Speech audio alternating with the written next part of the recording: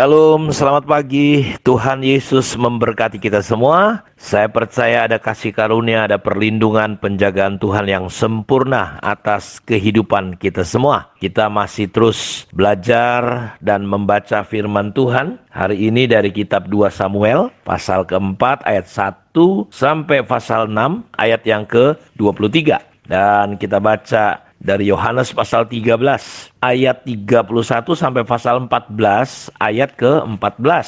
Lalu kita baca kitab Mazmur pasal 119, pasal yang terpanjang ini saudara, ayat 17 sampai 35. Dan kitab Amsal pasal 15 ayat 31 sampai ayat yang ke-32.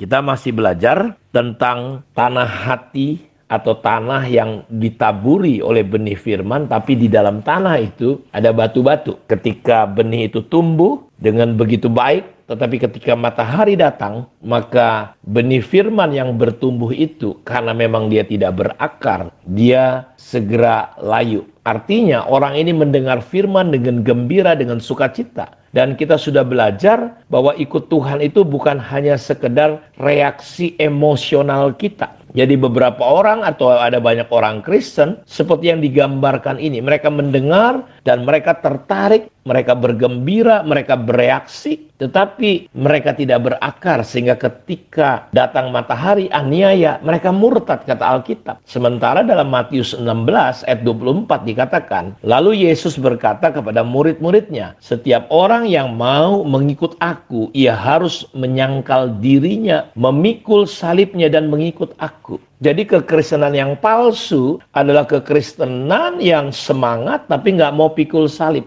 Dalam Kisah Rasul 14 ayat 22, di tempat itu mereka menguatkan hati murid-murid itu dan menasihati mereka supaya mereka bertekun di dalam iman dan mengatakan bahwa untuk masuk ke dalam kerajaan Allah kita harus mengalami banyak sengsara. Garis bawahi kata-kata ini, kita harus mengalami banyak sengsara, aniaya. Nah, berbeda hari ini kan berita-berita yang disampaikan ikut Tuhan diberkati. Berkat itu ya ada berkat lahiriah, ada berkat sukacita, tapi ada berkat juga kalau kita bisa menderita karena nama Tuhan, itu kita bahagia. Dan ayat ini berkata orang yang mau masuk dalam kerajaan Allah harus mengalami banyak sengsara. Makanya ketika di Kisah 1 ayat 8, di situ dikatakan bahwa kamu akan menerima kuasa kalau Roh Kudus turun ke atas kamu. Dan mereka hanya kumpul-kumpul saja. Makanya di Kisah 8 ayat 1 datang aniaya.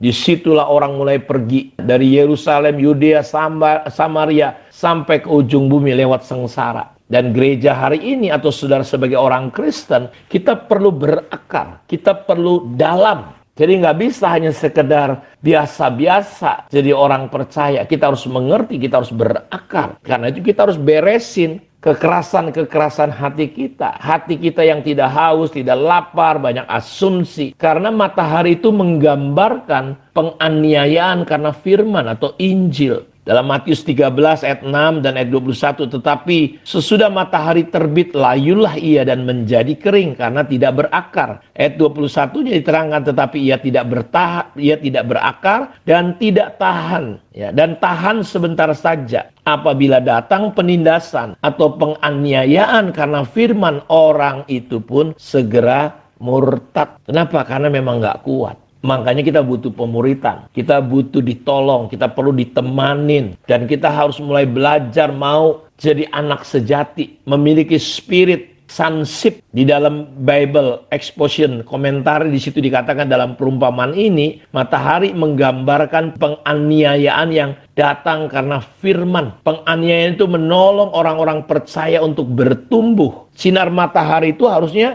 dia menjadi vitamin untuk pohon, untuk benih-benih. Tetapi sinar matahari bisa membunuh tanaman yang tidak memiliki akar. Jadi jelas beberapa orang atau sebagian orang tidak bisa bertahan di dalam imannya. Mereka lemah. Kenapa? Pengertian mereka kurang. Dan keputusan mereka tidak tulus. Mungkin untuk percaya, tetapi tidak diselamatkan, murtad. Karena itu kita butuh bertumbuh. Dalam Yohanes pasal 2 ayat 23 sampai 25, di sana dikatakan seperti ini, dan sementara ia di Yerusalem selama hari raya Paskah, banyak orang percaya dalam namanya karena mereka telah melihat tanda-tanda yang diadakannya. Tetapi Yesus sendiri tidak mempercayakan dirinya kepada mereka karena ia mengenal mereka semua, dan karena tidak perlu seorang pun memberi kesaksian kepadanya tentang manusia, sebab ia tahu apa yang ada di dalam hati manusia. Tuhan Yesus tidak mempercayakan dirinya kepada mereka karena dia tahu gimana kondisi mereka. Karena itu benih yang ditaburkan di tanah yang baik harus mempunyai matahari untuk bertumbuh sebagaimana seharusnya. Karena matahari adalah bagian dari benih itu untuk bisa bertumbuh. Tetapi kita melihat bahwa matahari telah menjadi problem. Jadi banyak orang, sesuatu yang normal sebenarnya, sesuatu yang wajar itu menjadi tidak normal. Kenapa? Karena ternyata tanahnya dangkal, batu karangnya keras.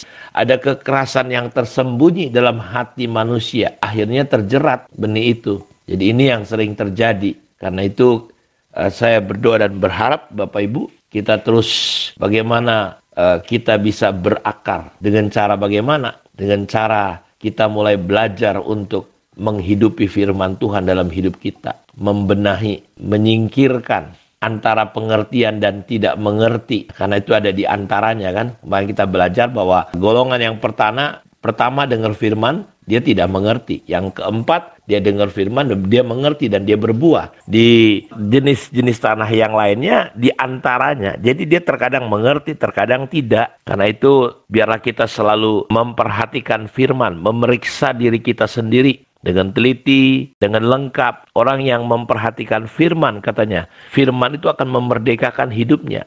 Biarkanlah firman itu menembus, merembes sepenuhnya ke dalam hati kita. Sehingga dia punya akar yang dalam. Jadi iman kita pasti tidak akan kekurangan suplai dari cairan-cairan yang dibutuhkan. Nah itu mari Bapak Ibu, beberapa hamba Tuhan menyatakan bahwa kita harus semakin menyadari. Kemarin saya katakan bahwa ada yang namanya kesadaran yang membuat anak bungsu itu akhirnya kembali ke rumah bapaknya. Ada kesadaran. Jadi terkadang batu-batu dalam hidup kita atau kekerasan-kekerasan dalam hati kita itu membawa kita itu pada sebuah kehidupan. Kita nggak menyadari banyak hal. Kita pikir kita benar. Tetapi ternyata kita sudah menyimpang. Ya, karena itu mari biarkanlah firman Tuhan itu berkuasa. Kita ingat betul-betul bahwa kita perlu terus bertumbuh, berakar. Tidak cukup hanya sampai di mana kita menerima firman dengan gembira. Tetapi kita perlu sampai firman itu berkuasa. Sehingga respon-respon reaksi kita, hati kita betul-betul menjadi